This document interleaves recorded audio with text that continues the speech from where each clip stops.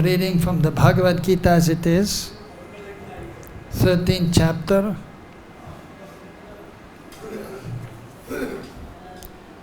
text number 31, 32, right? So, we'll read together text number 31. Yada bhuta prithak bhavam ekastam anupashyati tata eva cha vistaram brahma sampadyate tada. Yada, when? Bhuta, of living entities. Prithak bhavam, separated identities. Ekastam, situated in one. Anupashyate, one tries to see through authority. Tatha eva, thereafter. Cha, also. Vistaram, the expansion. Brahma, the absolute. Sampadyate, he attains. Tada, at that time. Translation and purport by His Divine Grace, Srila A.C. Bhakti-Vedanta Swami Srila Prabhupada. Srila Prabhupada ki. Translation. When a sensible man ceases to see different identities due to different material bodies, and he sees how beings are expanded everywhere, he attains to the Brahman conception. Purport. When one can see that the various bodies of living entities arise due to different desires of the individual soul and do not actually belong to the soul itself, one actually sees. In a material conception of life, we find someone, a demigod, someone, a human being, a dog, a cat, etc. This is material vision, not actual vision. This material differentiation is due to a material conception of life. After the destruction of the material body, the spirit soul is one. The spirit soul, due to contact with material nature, gets different types of bodies. When one can see this, he attains spiritual vision. Thus, being freed from differentiations like man, animal, big, low, etc., one becomes purified in his consciousness and able to develop Krishna consciousness in his spiritual identity. How he then sees things will be explained in the next verse. Text number 32. Anaditvam nigunatvat paramatmayam avyaya Sarirastopi kaunteya nakaroti nalipyate. Translation and purport by Srila A.C. Bhakti-Vedanta Swami Srila Prabhupada. Srila Prabhupada ki. Translation. Those with the vision of eternity can see that the imperishable soul is transcendental, eternal, and beyond the modes of nature. Despite contact with material body, O Arjuna, the soul neither does anything nor is entangled. Purport, a living entity appears to be born because of the birth of the material body, but actually the living entity is eternal. He is not born, and in spite of his being situated in the material body, he is transcendental and eternal. Thus he cannot be destroyed. By nature he is full of bliss. He does not engage himself in any material activities. Therefore, the activities performed due to his contact with material bodies, do not entangle him.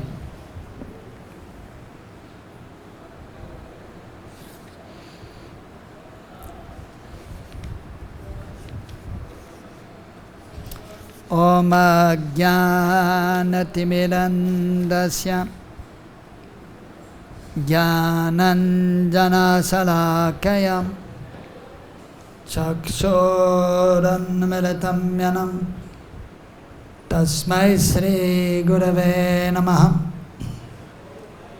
Sri Chaitanya Manobhistam Sthapitam Yena Bhutale Sayam Rupa Kadamayam Dadati Sapadantikam Bandeham Sri Guru Sri Yota Padakamalan Sri Gurun Vaishnavamscha Sri Rupam Sagrajatam Sahagana Raghunatan Vitam Tam Sajivam Sadvaitam Savadutam Parijana Saitam Krishna Chaitanya Devam Sri Radha Krishna Padam Sagana Lalita Sri Vishaganvidamscha He Krishna Karuna Sindhu Dina Bandho Jagatpade Gopesha Gopika Kanta Radha Kanta Namastude Tapta Kanchana Gaurangi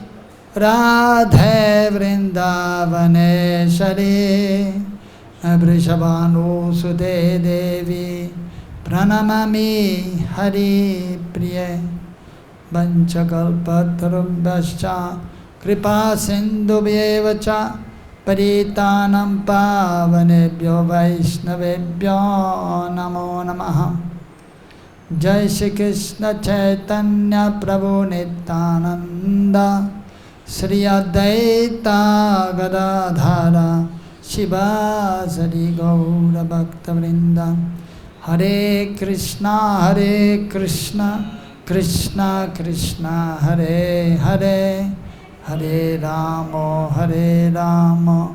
Rama Rama Hare Hare.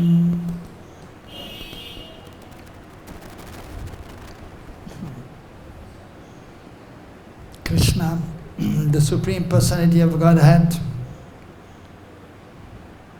the original spiritual master, Adi Guru, speaks to his dear devotee, Arjun, who had surrendered to Krishna, taking the position of a disciple. Although he was a very dear friend of Krishna, related to Krishna, and also it is well known that he is a great devotee of Krishna, but still he took the humble position and surrendered to Krishna, saying, Shishyasteham, I am your disciple.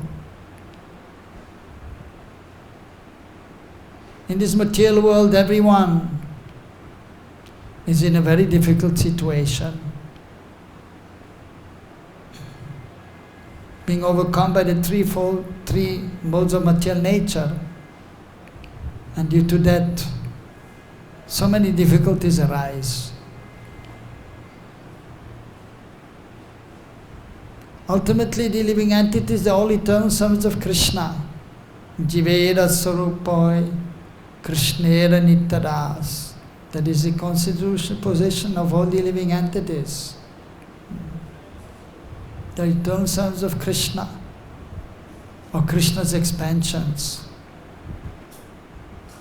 But due to being in this material world, conditioned by the three modes of material nature, the living entity has forgotten his relationship with the Supreme Being, and therefore is struggling very much with the mind and the senses.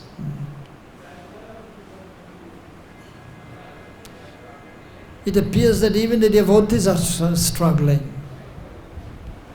But the pure devotees are always transcendently situated, just like the Supreme Lord. But due to being in this material world, some difficulties are there. Some difficulties are there even for the pure devotees. But they are not affected. Only apparently there's sometimes even great difficulties are there. But because they are surrendered to Krishna, they can tolerate, and they are properly situated. Whereas those who are not surrendered to Krishna, although they may think that they are doing fine and they are all right, but they are not properly situated. and therefore they have to undergo many tribulations. Although sometimes they may feel, due to past previous activities, they may be healthy, they may be wealthy, and have some good position in this world, but that is very temporary, and that is not real happiness. It is temporary happiness, and it is related to the body. But the real happiness is in contact with the Supreme Lord. When one is serving Krishna, then transcendental happiness can be experienced. So Krishna is speaking to Arjuna, his devotee, who took the position of disciple. For our benefit, because ultimately Arjuna, he doesn't need to be educated. He knows that we have to serve Krishna, and Krishna is Supreme Being. But for our benefit, he was put in that position. And by the Lord's desire, by the internal potency, he was bewildered. So, but his bewilderment was transcendental. But so that the Bhagavad-Gita could be spoken, so he had to be bewildered. And we can see that even the pure devotees, so they are sometimes bewildered. Because, first of all, we cannot always fully understand Krishna. Because Krishna is unlimited. But to which extent Krishna wants us to know something, to that extent we can know. But many times it is not certain what should be done and what should not be done. Even we have seen Prabhupada many times, he said, a few times we may say that, what shall I do now? What Krishna wants me to do? And then he has to reflect, he has to think, and he has to pray to Krishna, what shall I do now? Even Krishna himself, the Supreme Lord, the Supreme Teacher, sometimes he becomes bewildered by his own energy. He's Sarvagya, he knows everything. Swarat, he's supremely independent, he can do whatever he likes. But at the same time, he becomes mugdha, he becomes bewildered in what to do. What shall I do now? What's happening? We can see in Krishna Lila. So by the internal energy, by his own internal energy, Lila Shakti, the pastime potency, sometimes he becomes bewildered. Just like when the cowboys, they saw one big kind of mountain, somehow it was there, they didn't see that before, but somehow they saw a big kind of mountain, and like a kind of cave was there. And I thought, why we didn't see that before? Where from this has come suddenly? Anyhow, let's just go inside this cave. But actually it was a big serpent. It was a demon who assumed the huge form of a python. And then, so was lying there in Braj and was opening its huge mouth. Explained almost up to the sky when he's opening his mouth. And there was some odor coming there also from his mouth, but somehow the boys, they were just transcendently bewildered and thought, no problem, we'll just go there. And anyhow, Krishna is there, and Krishna will always help us. Although they didn't know that Krishna is God, that is the Supreme Being. They thought, let's just go there and Krishna is there. He will help us in case there's some difficulty. But they were confident, and Krishna was their life, the life of their lives. Krishna was everything to them. And Krishna, when he saw that they're going inside, then he was thinking, what is this here? And he was bewildered for a few moments. What shall I do now? Mugdha. But then again, he's Sarvagya, he knows everything. And he understood, this is a demon who took the form of a big python, big serpent. And he wants to swallow all my friends and the cows and the calves. And most probably is waiting for me to enter also. And he thinks he can swallow me also. And so He went inside also, and the demon was happy. Okay, now I caught this Krishna. I closed his mouth. But then Krishna expanded himself inside the throat, and he choked up, and ultimately he lost his life. So Krishna is performing his wonderful pastimes in the spiritual realm, which is beyond his material world. And his pastimes are continuously going on with his eternal associates, Nitya Siva, Jivan Mukta. But sometimes this material world is manifested and Krishna comes here to deliver some conditioned souls who have come here in this world. And when Krishna is then coming in this world, so he's always transcendental, but he's appearing in this world just like an ordinary child and performing his pastimes. Very beautiful and attracting everyone. Therefore his name is Krishna. Krishna means to attract. Na, Ananda, transcendental pleasure is there. Krishna is all attractive, most beautiful, and is the source of all transcendental happiness. He comes to this world to deliver the conditioned souls, so they may understand that they belong to the spiritual world and they should be engaged in loving service to Him. For that purpose He comes Himself, or He sends His representatives, the different Vishnu avatars, or empowered living entities,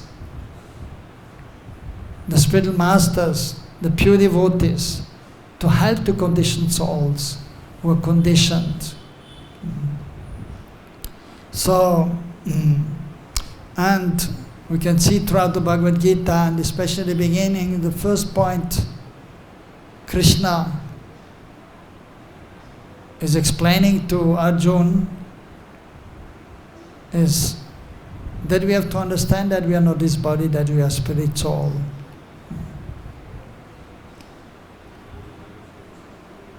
But it is not that we simply have to hear and know, but we have to realize.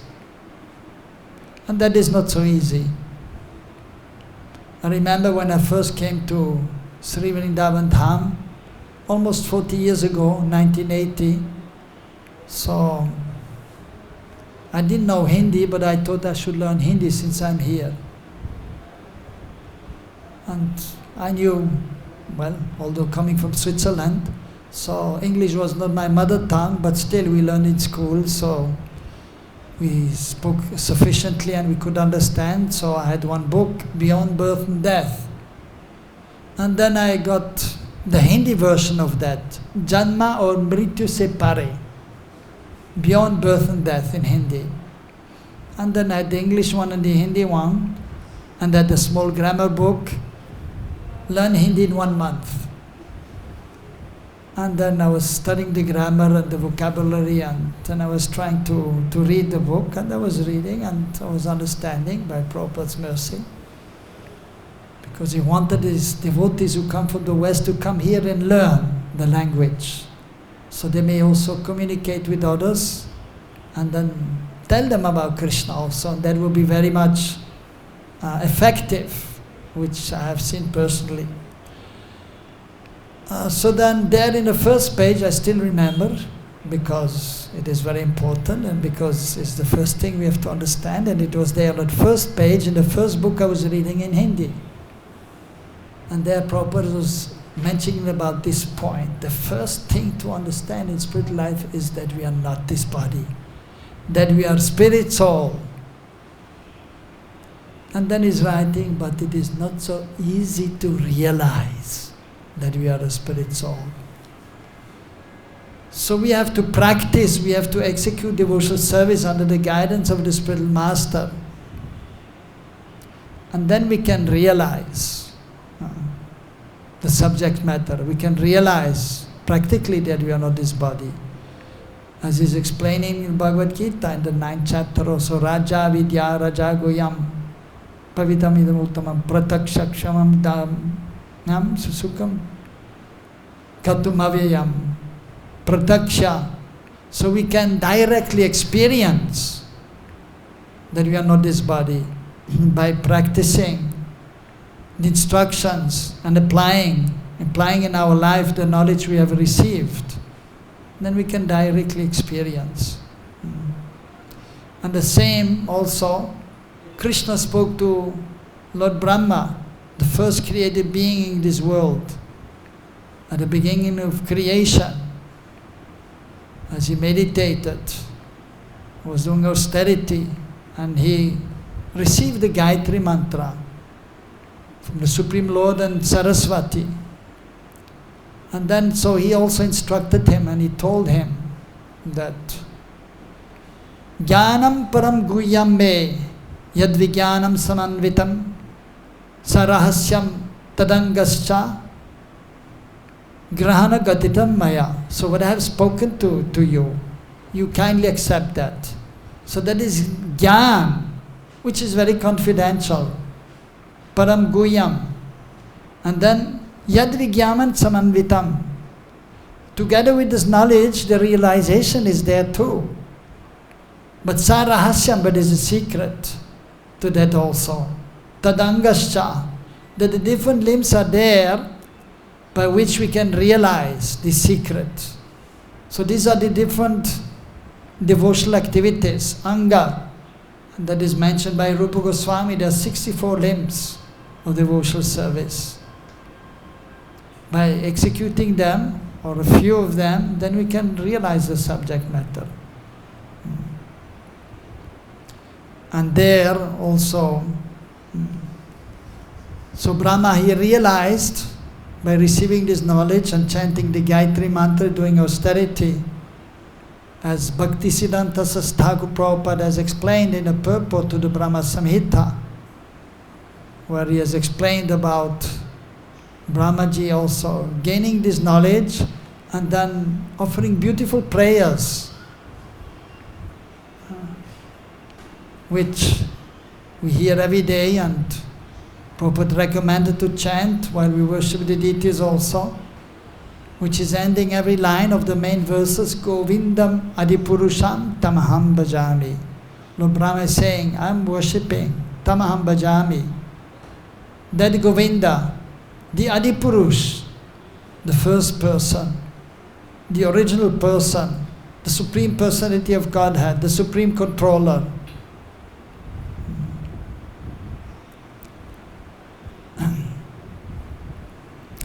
So similarly Arjuna, so he got this transcendental knowledge, and then equipped with this knowledge, then he decided to fight as it was Krishna's desire.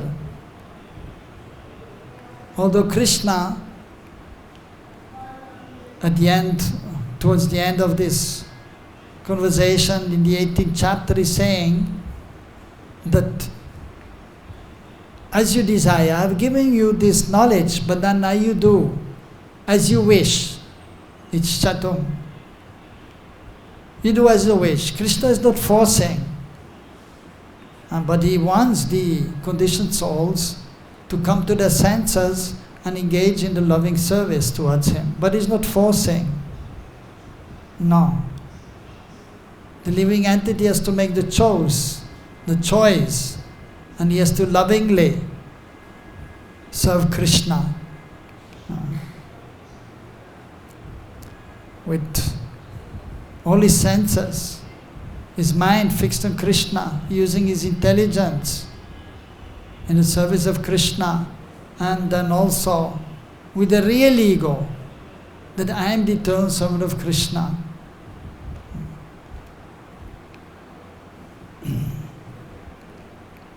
But here, so in these verses, Krishna is trying to tell us, of course, through Arjuna, that Prabhupada is writing here that a sensible man, he's not just seeing the body, but he's seeing the living entity within the body. And in all the bodies, there are different material bodies, and Prabhupada is elaborating on that. The dog, a human being, demigod, cat, so animals are there. But inside this material body there's a living spark, the living entity who is eternal Son of Krishna. In the human being's body, in the demigod body, in the cat body, in the dog body, in the tree's body, in the fish's body, the soul is there. Who is eternal Son of Krishna. So an intelligent person, a sensible man, as Prabhupada is writing, he can understand that beyond this body the spirit soul is there. And that the spirit soul is connected to the supreme soul, to the supreme being, the absolute truth, Brahman. Of course, some personalities, they have some understanding like that also, but their understanding is not perfect because they are thinking that the spirit soul is just a living entity with no separate identity, but being part of the absolute truth, which is also having no form. It is impersonal concept of the absolute truth.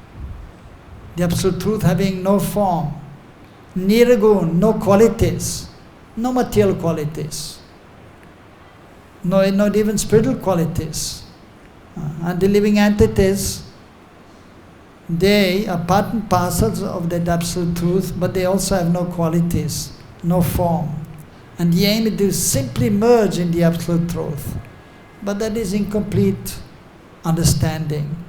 It is a kind of spiritual understanding which is acceptable. Therefore it is mentioned, Brahmayati Paramatmeti Bhagavaniti Shabdyate Vidantaste Tattvam. So the saintly persons, Tadvayam, that they will understand the absolute truth, Advai, the non-dual, being different from this material world in which there is duality, heat and cold, happiness and distress, day and night, birth and death. That is the duality of this material world. But the absolute truth is beyond this duality of this material world. It is non-dual, it is transcendental, it is spiritual. But the Mayavadis, they think that there is no quality there, nirgun. Whereas the superior transcendentalists, they understand that the absolute truth has transcendental qualities, sagun.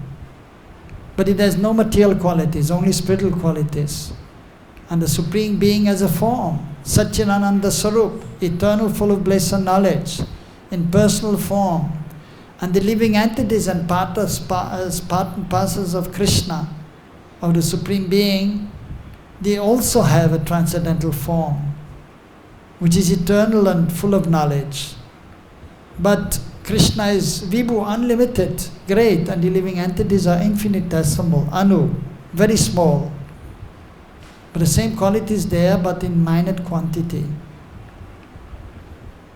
And that has to be understood, as Prabhupada is hinting at the purport. So that is the proper spiritual vision,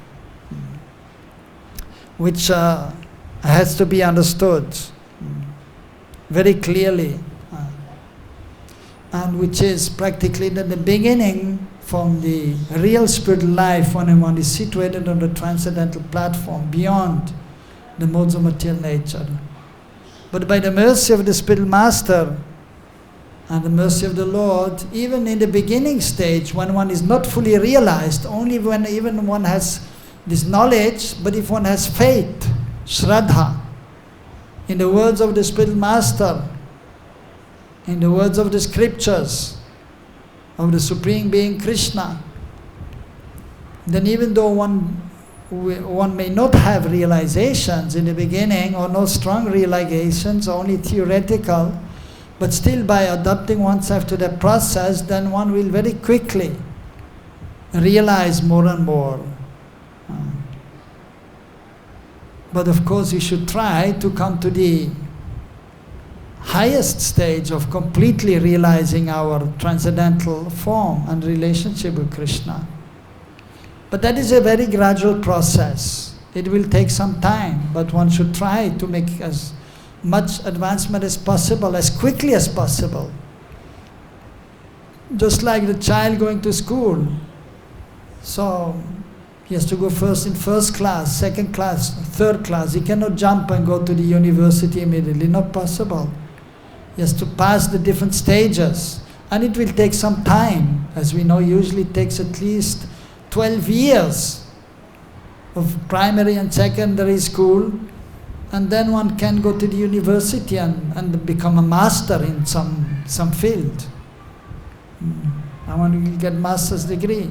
So similarly in spiritual life, so it will take some time till we become firmly fixed on the transcendental platform, free from the three modes of material nature. But one has to try one's best to make as quickly advancement as possible.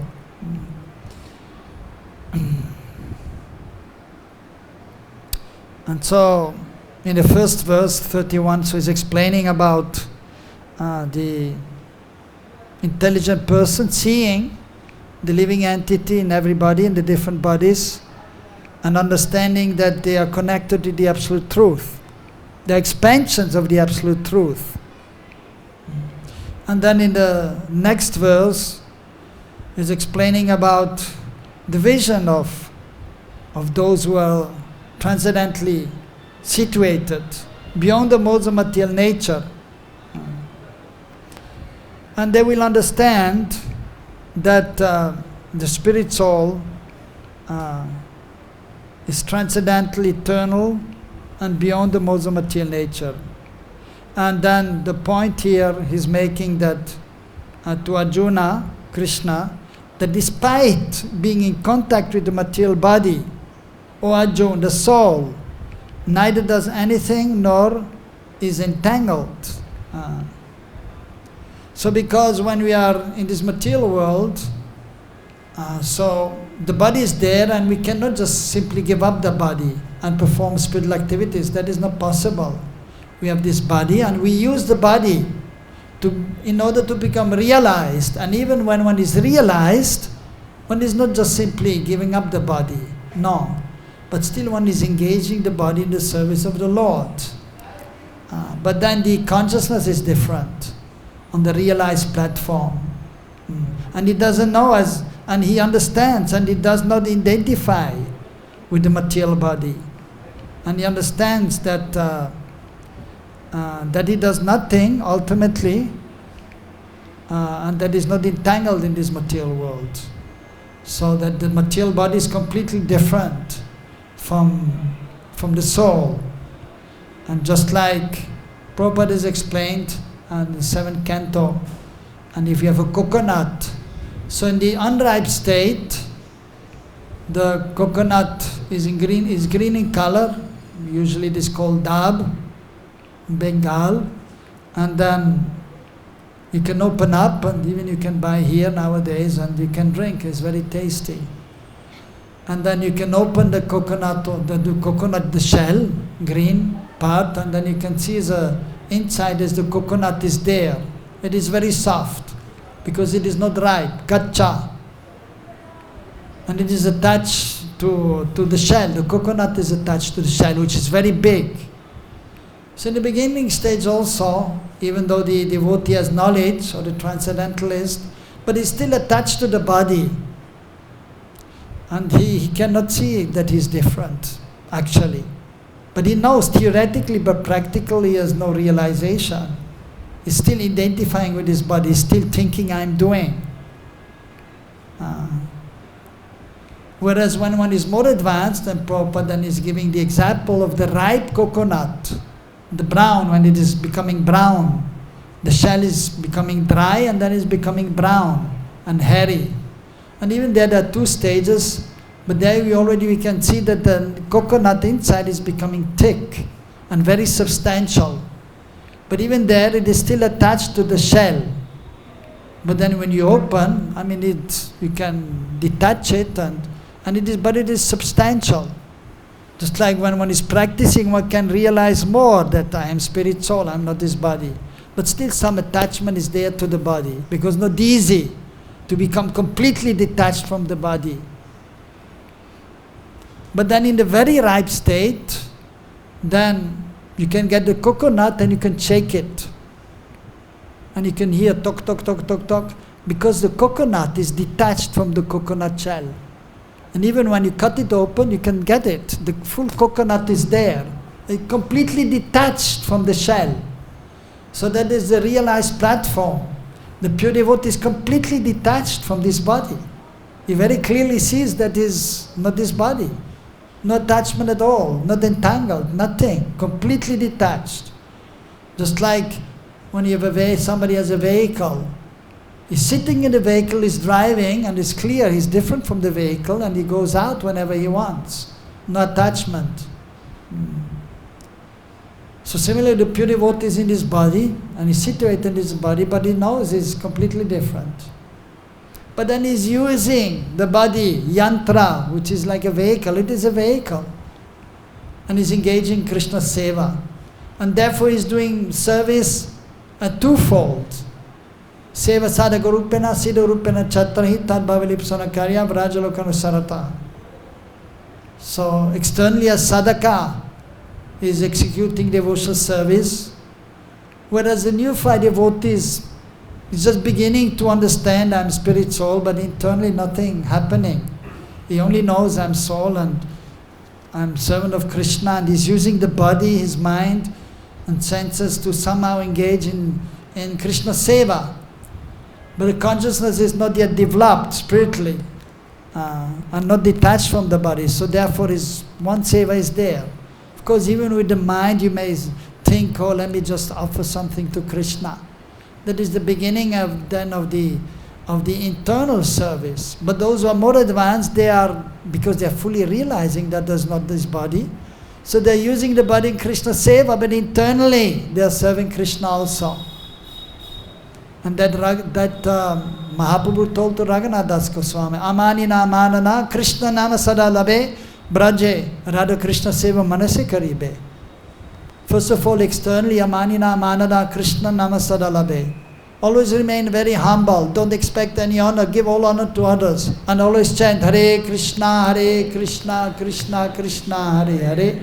Hare Ram, Ram Ram, Hare Hare.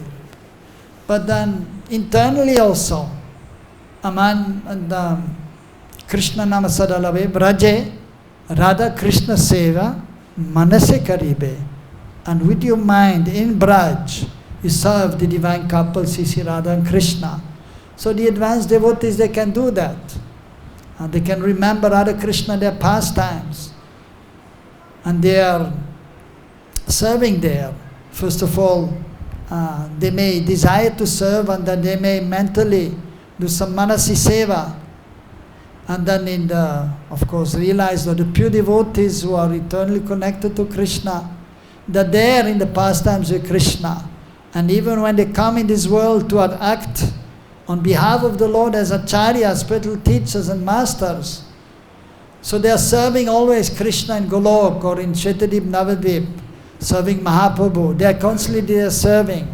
But they are in this world also, and then they are here to teach the aspiring devotees how to execute devotional service. First as sadhakas, practicing devotee, and then giving some guidance so they may realize their spiritual existence and then nourish their attempts in becoming perfect, in realizing their spiritual form, and engaging then in the loving transcendental loving service on the transcendental platform, in loving exchange with Krishna. So it is a gradual process, and one has to practice years after years after years in order to make some tangible advancement. But by the mercy of Sri Guru and Gauranga, the sincere devotee, the serious devotee who is endeavoring very nicely, he will be blessed by the mercy of Sri Guru and Gauranga, and then he makes rapid advancement to the higher stages of devotional service, and ultimately he can then attain perfection in his endeavors and realize his actual spiritual form, completely different from this material body. And then he is realizing Krishna's beautiful transcendental form, Satchidananda Swarup, completely different from this material world. So we have to try our best to attain perfection And so Krishna is speaking here to Arjuna, and Srila Prabhupada has very nicely presented the Bhagavad-Gita and the purpose, so that we can very nicely advance in our spiritual life to the ultimate perfection.